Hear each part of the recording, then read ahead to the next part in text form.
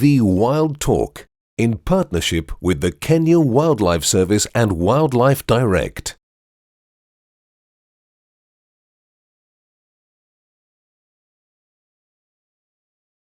Hello and welcome to NTV Wild Talk with me, Smriti Vidyarthi, coming to you from the edge of the amazing Nairobi National Park.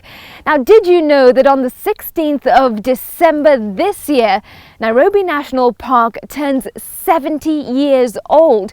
It is a true milestone and there is so much to celebrate and appreciate. So this episode is dedicated to Nairobi National Park and why it's so special and why it needs to be protected. But first, have a look at this. The Nairobi National Park is Kenya's oldest national park and the first to be established in East Africa, gazetted in December 1946. It prides itself on being the only national park located in a capital city in the whole world, just 10 kilometers from the central business district. The park, which sprawls over 117 square kilometers, is home to an abundance of wildlife, with over 80 recorded species, including lions, leopards, rhinos, buffaloes, grazers, over 400 species of birds, and over 100 species of grass. Other attractions include the picnic sites, the ivory burning site, hippo pools, and just outside the park, the animal orphanage and the safari walk. The park is accessible all year round and is undoubtedly one of the most remarkable places to visit in Nairobi. So Nairobi National Park truly is a special place and so many people do visit it and love the park. But in this episode we're narrowing down to just 4 people that we're going to meet and they're going to share their experiences and their special connection to Nairobi National Park. First off, we start with Ngamunu Patita. She is a member of a community that borders the Nairobi National Park. Great to have you with us on NTV Wild Talk, Patita. Now tell us, where are we exactly, because your home is very, very close to the national park. We are at Olosrikon area and where we call Kitengela, Cholinge Ward. Motaronga is to the east, Kitengela is to the west. And as you can see, this is where we live. This is our home. You can see the animals are there, people's homes are here. And you can see just right after the river is Nairobi National Park. So you literally border the park. It's your neighboring area. Why is Nairobi National Park therefore so important to someone like you and your community? It is important because it's not only Nairobi National Park, it is part of our ecosystem. We cannot differentiate that part of the land and this part of the land. The only difference is we gave it up as a community for conservation purposes. And as a result, we have a history there, our heritage is there. We actually have our forefathers buried there. So it's not only just a piece of land that has animals on it, but our animals and our forefathers are there. So there is a deep attachment to Nairobi National Park. Yes, it is. I mean, some people may think that you are really lucky to neighbor Nairobi National Park. How often do you and members of the community actually visit the park?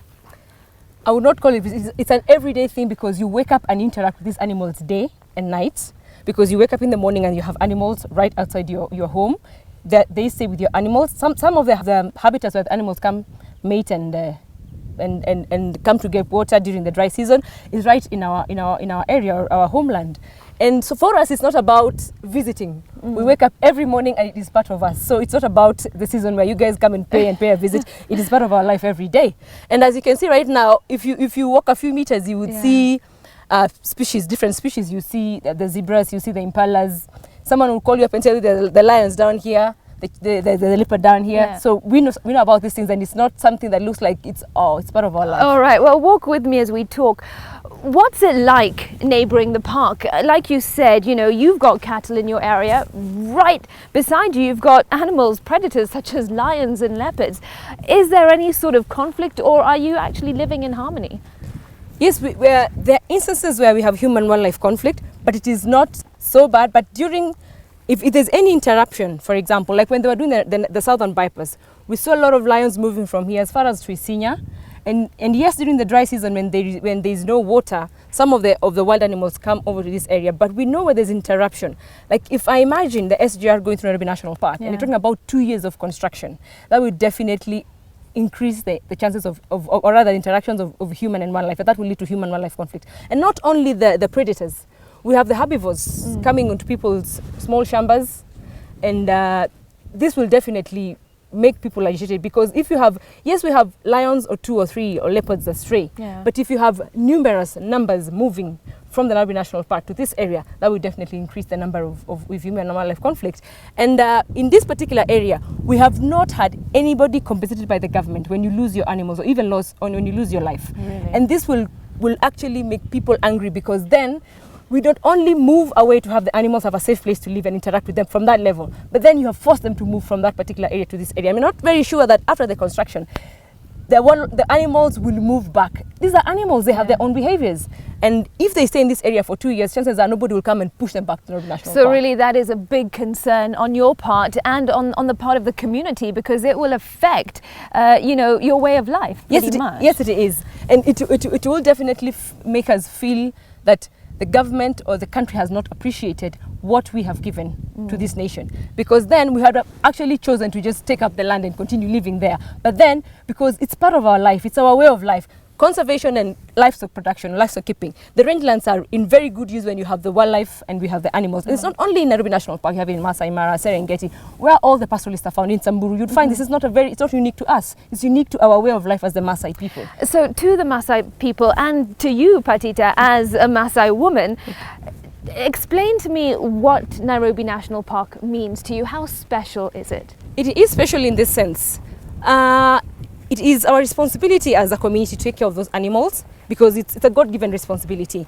And second, being part of our ecosystem, we have conservancies, like where we are is Lole Conservancy, which has been set up. No fences, as you can see, but this is community land. So where we are right now? Yes, it is just adjacent, but this is a huge area of almost 1,000 acres. That has been about 500, 400 acres given up by this particular person, John King, for conservation. As you can see, he has not put any development on this land. And if you go further south, you can find other more community conservancies that have been set up specifically just to ensure that we have the livestock and the wildlife coexisting peacefully. So in fact, we can even see as we walk that there is dung around here, proving that animals from the park come to this area. Yeah, they do. And as I had just explained to you, during the dry season, the animals move to this area, and during the dry season, the Embakasi River is our border. So the animals come to the river to get water, and so do we to get pastures along the river and water. And that for us we appreciate it, because we would have to move to another area, maybe up to Serengeti or Kilimanjaro, but this is safer for us and closer for us. And some communities move actually as far as from Loitoktok to this area just to get pasture and water along the river. So as a community, how does the park help you, and how do you as the community help the survival of Nairobi National Park? We do aid the survival because this area is what we call the dispersal area. And we actually are continuing to work with partners and encouraging the community members not to fence up their land and to leave it open. And it is something that they do voluntarily. And with more support and effort, we'd actually leave the dispersal area open, ensuring that we have animals moving or crossing from here up to Serengeti and to Amboseli. And it's going to be a plus for us for our livelihood support, as well as gaining revenue for the government. And as well as continuing to develop programs that will ensure that the community continues to sustainably use the land for conservation and for livestock production. Okay, well, you mentioned that, one of your biggest concerns is the construction of the SGR and what impact it will have, and other sort of community development. But what is your message to Kenyans about Nairobi National Park? By Kenyans, I mean people who are watching, or even perhaps the president. First and foremost, the Maasai people gave up this land for conservation. And we have seen the contribution that the Nairobi National Park has done to this country in terms of revenue. And that does not mean that we cannot continue supporting it and sustaining the Nairobi National Park to ensure that continue giving us the revenue, as well as having the dispersal area for the communities and for the wildlife. But our main concern is there is a law that protects the Nairobi National Park, because we gave it up for conservation, and it states in the Wildlife Act that it shall remain so. So we think that the government of the day needs to continue respecting the laws of this country and ensuring that if we give up this land for conservation, let it remain for conservation and for community to continue promoting our way of life. And I would ask the president today that this is a niche for this country. China has got a lot of other developments that we go there and see and enjoy, and we are excited about it. But then this is what God has given us. This is what we are sure we can sustain. Even with the climate change, this is the way of life for the communities that continues to make this carbon sinks and the carbon credits that we're talking about in the climate change discussion, to continue to make this a viable way of keeping these rangelands for survival for the wildlife and for communities. We would ask the president to sit down with the communities. There are other alternative routes that we believe we can develop. Already we have a few that we have given to the other stakeholders to discuss about it, and we can come up with a way that we can sustain Nairobi National Park as well as have the SGR, but not through Nairobi National Park and its environs. Patita, thank you so much for sharing your insight with us on NTV Wild Talk. Thank you. So now I am south of the park near Masai Gate, and with me is an award-winning photographer, and that is Paras Chandaria. Great to have you with us on NTV Wild Talk. Thanks for joining us. And Paras, you are also a real avid park goer, and just to bring our viewers up to speed, behind us in the background, that is Nairobi National Park. And Paras, no doubt that is a really special place for you. First off, how often do you actually go to the park?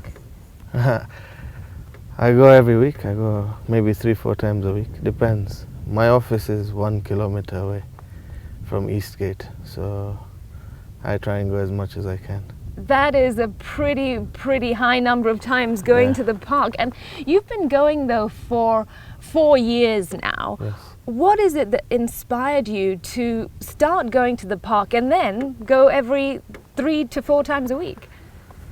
I love photography and I love wildlife, and I think that is the perfect combination to live in Nairobi. I never used to live in Nairobi, so when I moved to Nairobi, it made my wildlife photography very easy, and it's been like my learning ground, let's say. And it's amazing. And why is the park amazing to you? Because Paras, you say that, you know, before you lived in Nairobi, obviously you didn't come, but we have millions of people living in Nairobi who perhaps have never even gone to Nairobi National Park. That is a bit sad. Nairobi National Park has amazing beauty. It has rhinos, the best wildlife in Kenya. We don't have elephants because it's too small, but apart from that, we have rhinos, we have the leopard, lions, cheetah, serval cat. I've not seen the cheetah yet, but there is a cheetah or two. Right. So, and it has everything. It's 1 minute away from a city. So Mombasa Road is here and the park is just here. How close? You can't get that anywhere in the world. So it almost doesn't make sense as to why some people don't even go. Yeah, people should come weekends. You see, weekends it gets quite packed, actually. That's why I don't go weekends. Okay. But Monday to Fridays, When you go to the park, Paras, how do you feel? What sort of emotions and feelings are stirred up inside you when you're taking pictures of these incredible animals and the scenery? One of my friends recently said, wildlife don't pretend. That is very important, I think. Wildlife don't pretend. So we get a very natural, real place to be. There's no, what you see is what it is. There's no two faces about a lion or anything like that. And I believe it's our country's identity. Wildlife and our beaches are our country's identity. So I love photographing it. And take us through your typical trip to the national park. I mean, here's some of your equipment. This is your camera and your huge lens that comes with it. And of course your binoculars. So what's your typical trip to the Nairobi National Park? I like mornings, so I come very early, 6 a.m. And depending on work, I'll leave 8, 9. It doesn't matter what I see. I just drive and whatever comes across, I photograph. What are some of the best photographs or best moments that you have successfully managed to capture whilst in the park? Well, the beginning of this year, I think, was one of my best moments. I think it was 1st to 2nd Jan. And I saw a lioness, Ziva, walking with 2 cubs right in front of me, and she had one in her mouth. Oh, wow. And that was a most tender moment, you know. Yeah, it's very delicate for a lion mother to hold a cub. And they were this small, literally 2 weeks old, 1 week, 2, 3 weeks old. And I think that was the highlight. Oh, wow. And how do you use your photography to tell the story of Nairobi National Park and to encourage people to go and to share the magic? So I invite a lot of people to come with me.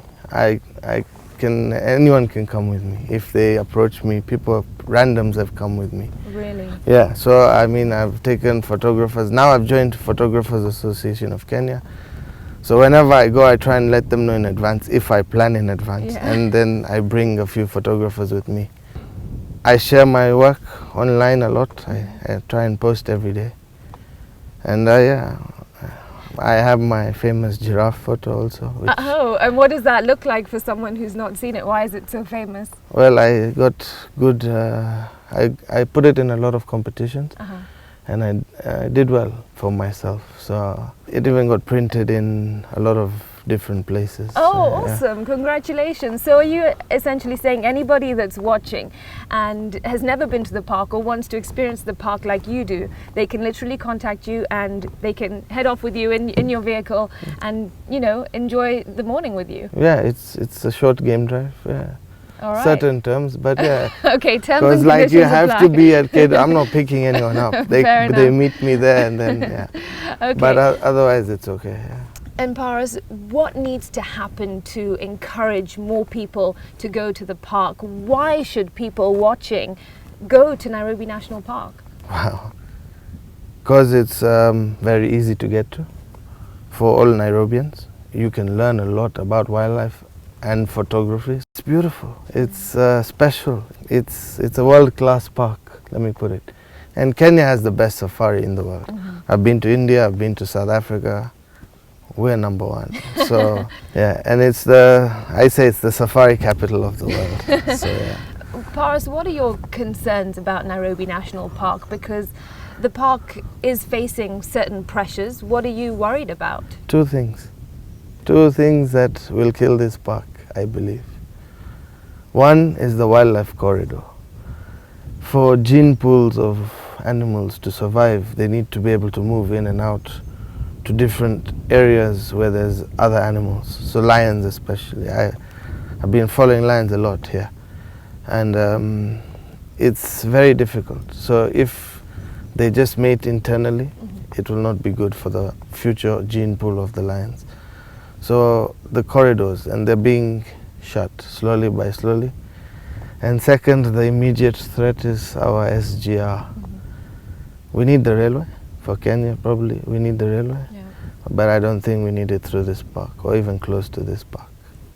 And those 2 issues that you've raised, how do they make you feel when you think about them and the threat towards the park? I think the Wildlife Act should help, but I don't think it's been strongly implemented. Kenya should be number 1 in conservation. I mean, what we have is priceless.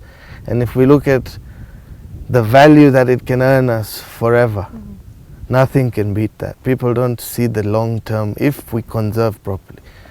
And conservation should start with the people, the community. And I don't know if it's happening everywhere properly. We have some good examples, Amboseli and stuff, but still need not. to work Yeah, that's the big thing.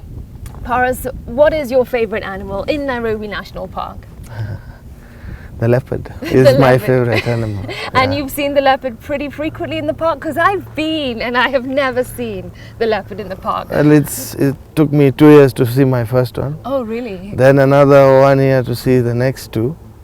But then this year's 2016 has been a good year. All right, so I certainly have a long way to go. Yeah, but we just saw a mother with a cub. Oh, wow. Yeah, it was absolutely beautiful. Oh, amazing. I didn't see that in Mara, no, I saw it in Nairobi Park. So, Paras, as we wind up, what is your message to Kenyans and people watching about Nairobi National Park?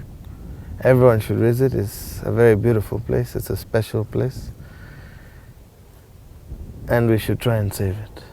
All right, Paras, thank you so much for joining us on Thank NTV you. Wild Talk. With me here at the south of the park, Paras Chandaria, a wildlife photographer and the guy who goes to visit Nairobi National Park about 3 to 4 times a week. And you can always join him if you just get hold of him. We are now taking a break on NTV Wild Talk. Do stay with us, plenty more coming up on the other side.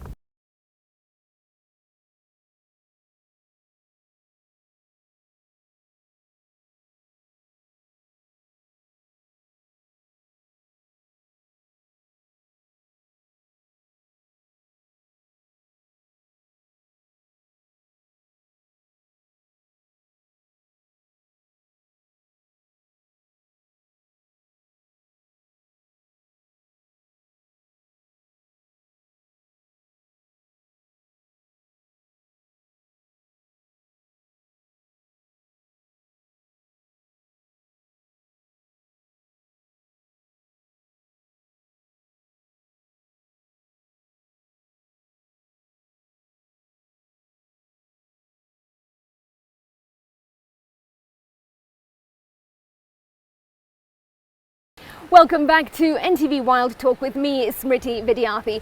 Remember, this episode is dedicated to the Nairobi National Park, and right now I am standing at the edge of the park with an incredible view behind me. That is River Mbagathi, also known as River Mpakasi, and beyond that, all those trees in the background is the park. Now with me is Anthony Childs. He is a naturalist, but he is also the owner of a lodge that sits right at the border of the park, at the edge of the park. So Anthony, pleasure to have you with us on the show. Now, this kind of setting is really quite familiar to you. What does the park mean to you? The park is my home. It's a wildlife area next to a city. I've always wanted to live in the wild, and it's where I've chosen to have my business and to live. And how often do you visit the park, and when you are out there, what do you do, because you are a naturalist? Well, I probably visit the park not as often as I'd like, because I have to work as well, but probably every couple of days. I get to go out on my own sometimes with guests. Obviously our guests get to visit the park every day. Of course, of course. And your lodge is Emakoko, that Yes. is at the edge of the park. How critical is the park really to your business as a lodge owner and to tourism in general? Well, I mean, without the park, there would be no lodge. We actually, the lodge is on the edge of this river, and it overlooks the park. It's on private land on the edge. We get wild animals crossing the river to the lodge and in the grounds every day. If we didn't have the wild animals, I couldn't get tourists to come to a wildlife lodge without tourists, without wildlife, I mean. And of course, tourism is so critical to the economy as a whole here in Kenya. It is, yes. Well, it's my chosen field, and tourism is a major foreign exchange earner for Kenya, and one of our biggest parts of our economy, yes. What are some of the best experiences you've had in Nairobi National Park? Well, in terms of wildlife viewing, Yes, well, yes. I mean, just the other day we had a female leopard had killed an impala below a bush, and we actually parked a car next to it, and the cub of the leopard actually was very inquisitive and actually came up to my vehicle and was wandering around the vehicle. We got video, camera footage, everything. Oh wow! It was amazing. Yeah. What a spectacular moment for you. It was. How did that make you feel?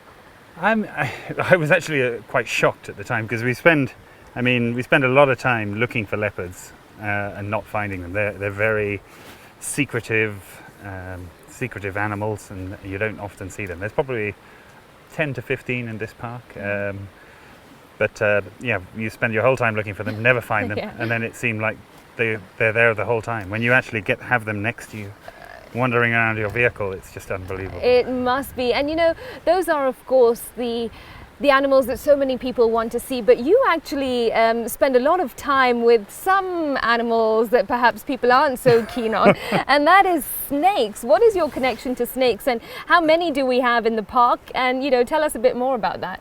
Well, snakes has been my hobby since I was about 5 years old.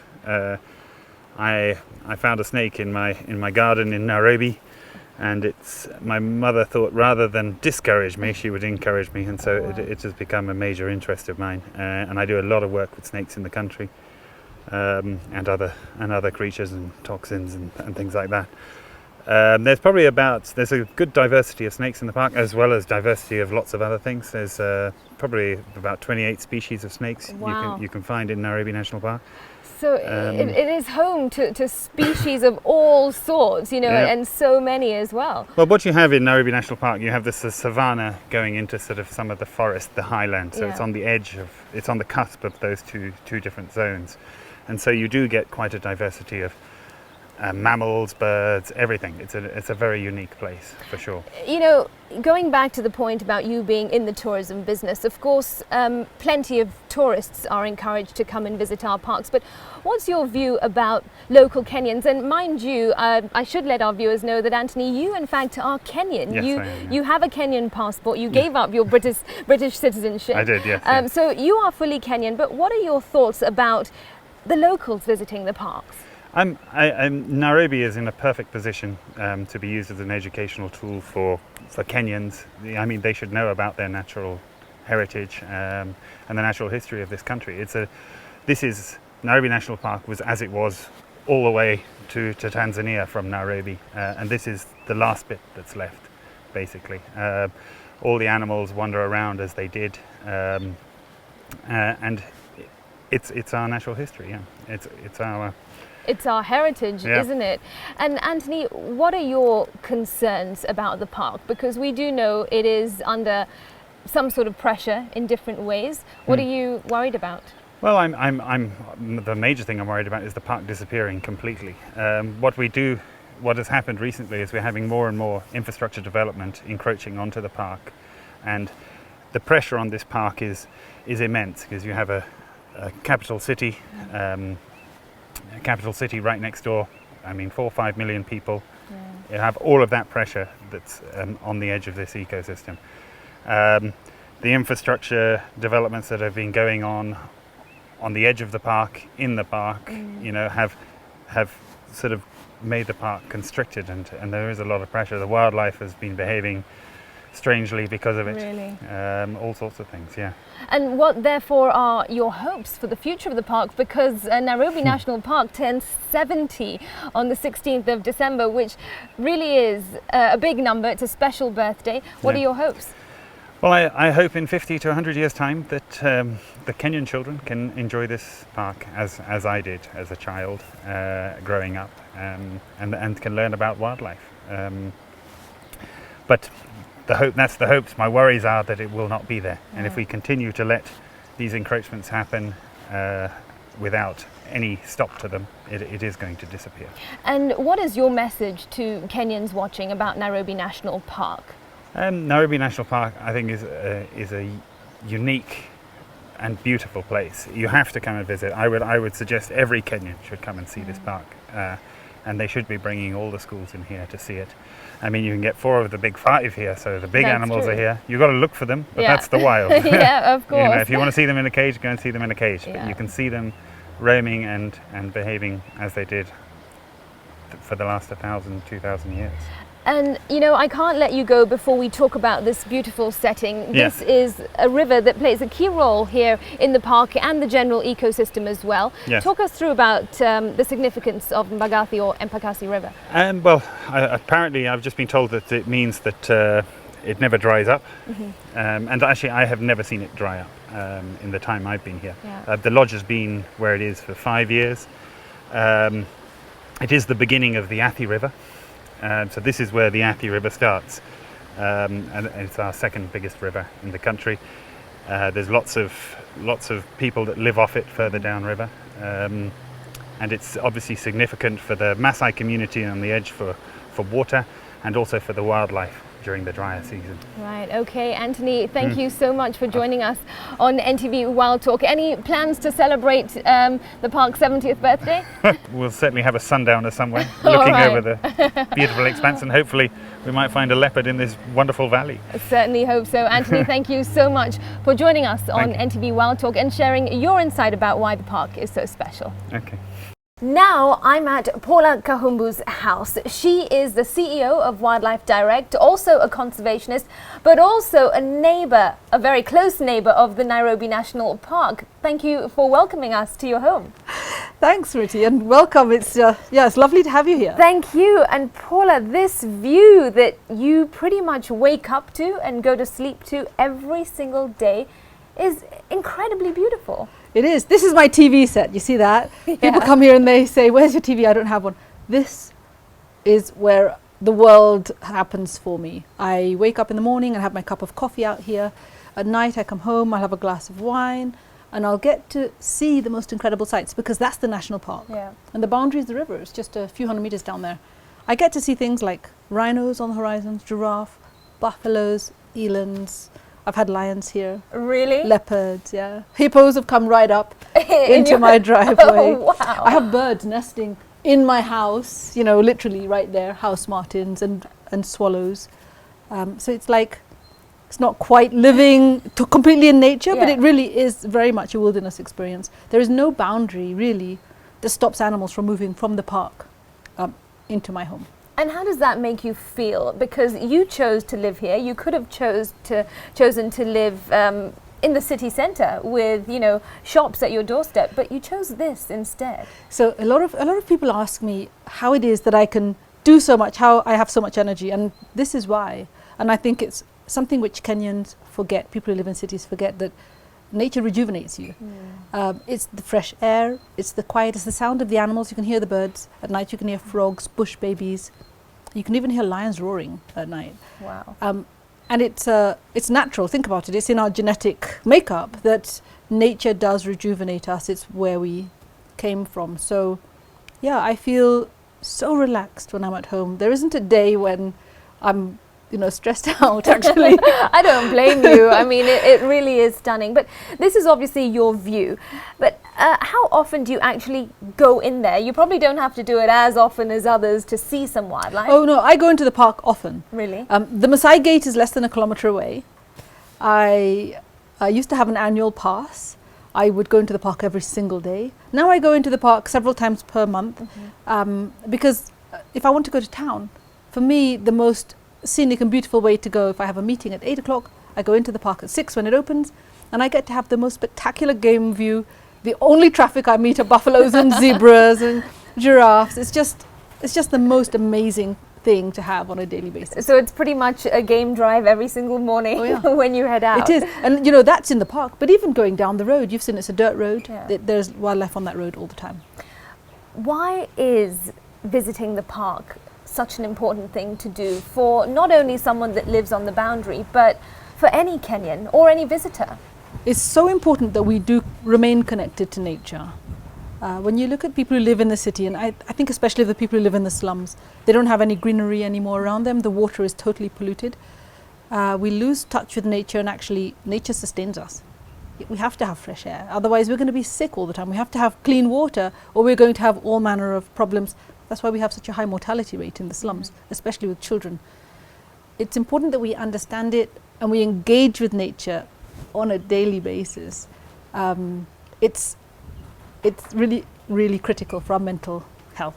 And you can of course only do that by actually going into the park and spending that time there and dedicating your time to the park. So in other countries, they actually have video programs that you can watch that actually have the same effect on you mentally, on reducing stress levels. They will just have pictures of greenery and nature. We don't have to do that here. Yeah. We just have to go to the park. It's free. Yeah. You know, well, it costs 300 shillings to go in. It's not entirely free, but it's something that we have that we take for granted and we don't appreciate enough as Kenyans, that this is so important.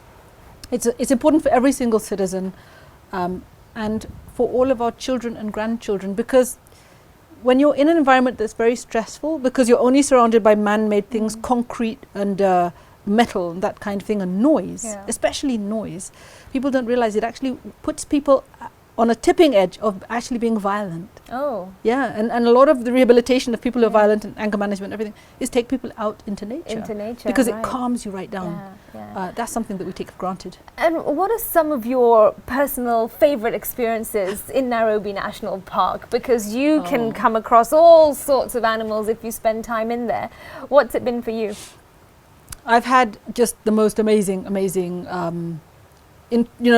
with all kinds of animals, rhinos, which will come right up to the car. I once got chased by a rhino. Oh, wow. But I would say one of my most favorite was just down here. There's a bridge, a little stone bridge to Maasai Lodge, from Maasai Lodge to the national park. And one day I was down there and I saw a leopard. I didn't think it was a leopard. I saw something bounding across the road and I thought it was a hyrax. And I thought, it's really strange. What are the hyraxes doing? I saw two of them. They're so tiny and round and they're just bouncing across the road. And so I stopped and I looked at it and then I just heard this growl.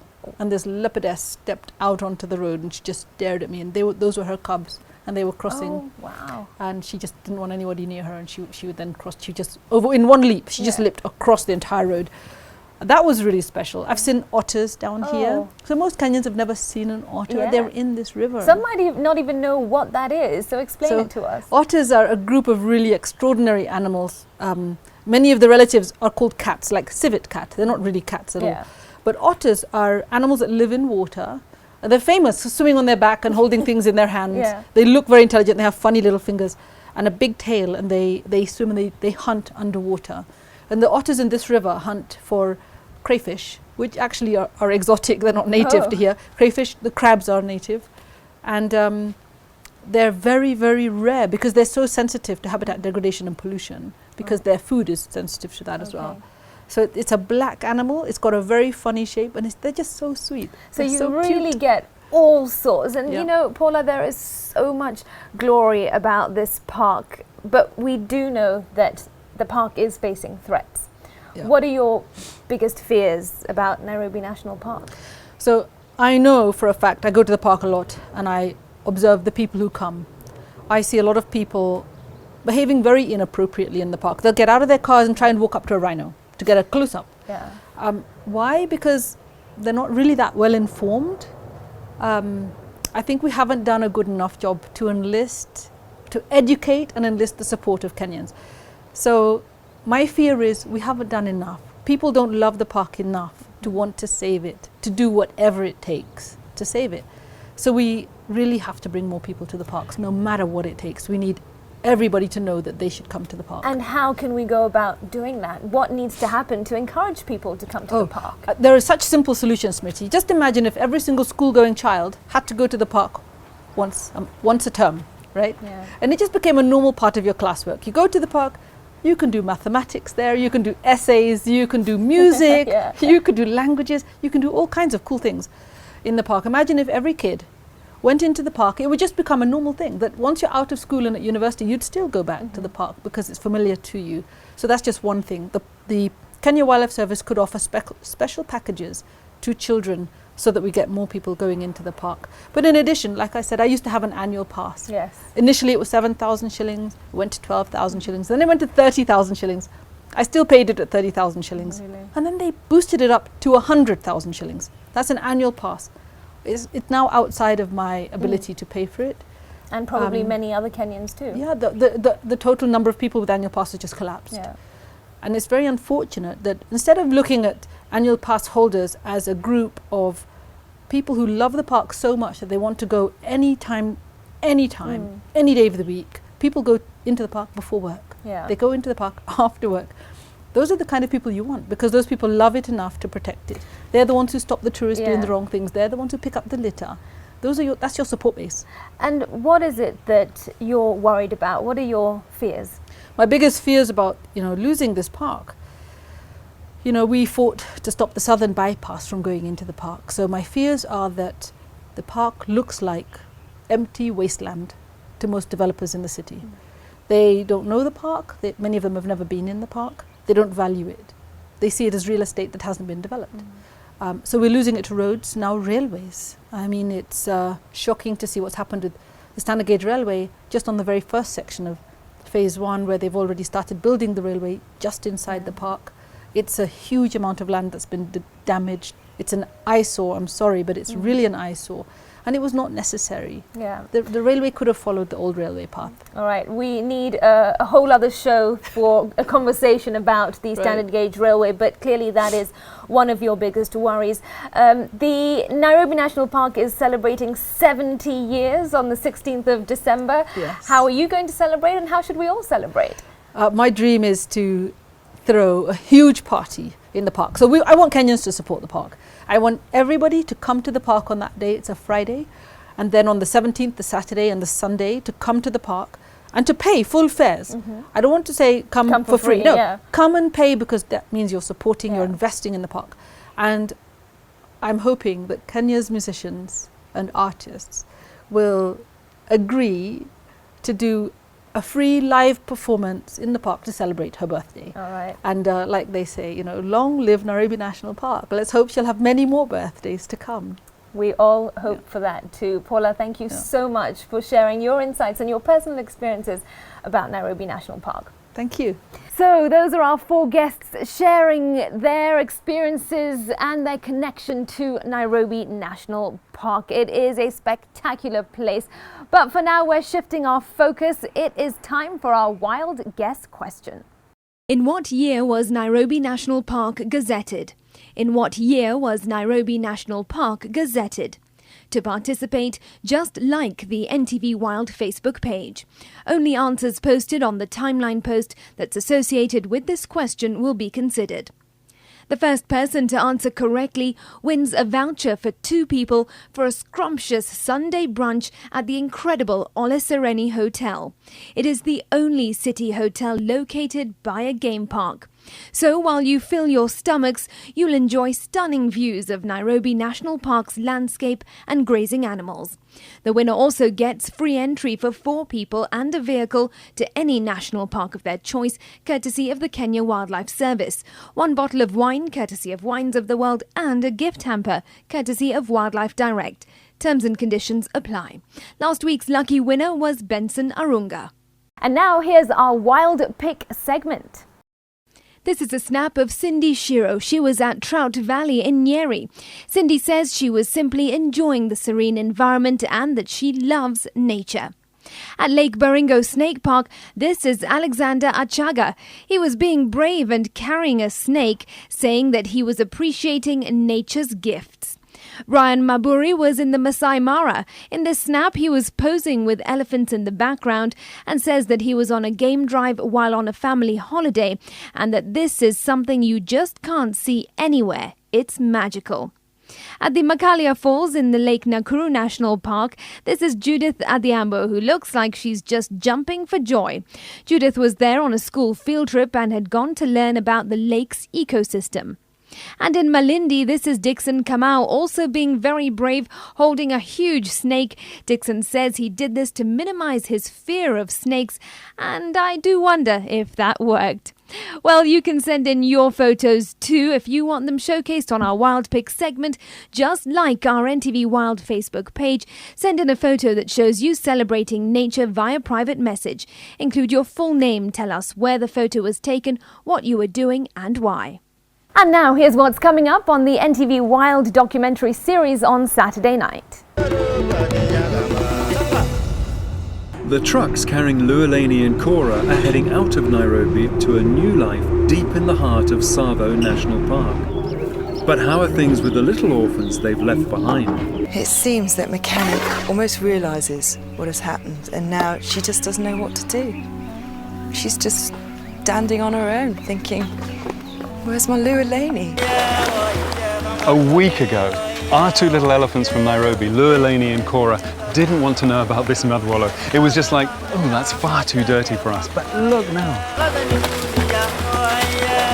And I could get very muddy any minute.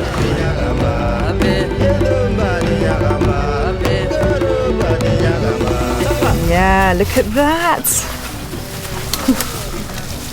Isn't that incredible? Sian has taken the role of mini matriarch and done exactly what Lualeni would have done.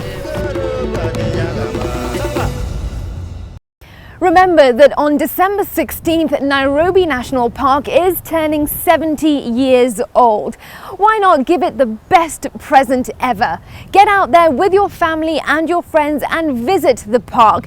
Take pictures, see the incredible wildlife and share your experiences and stories. It really is a gem of a place and deserves to be protected. Well, from all of us right here at NTV Wild Talk, we say happy 70th birthday, Nairobi National Park, and may it have many, many more. Thanks very much for watching. I'm Smriti Vidyarthi. See you again next Tuesday at 10 p.m. Cradle your camera. Have your binos around your neck. All right.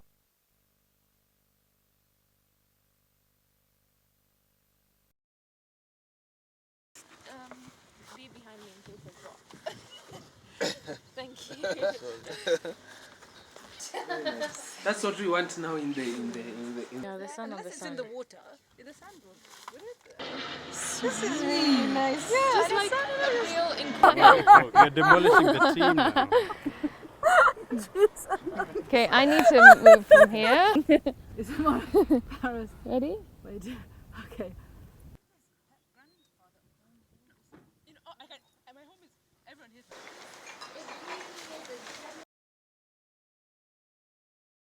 Oh, and then Fidel, sorry, if you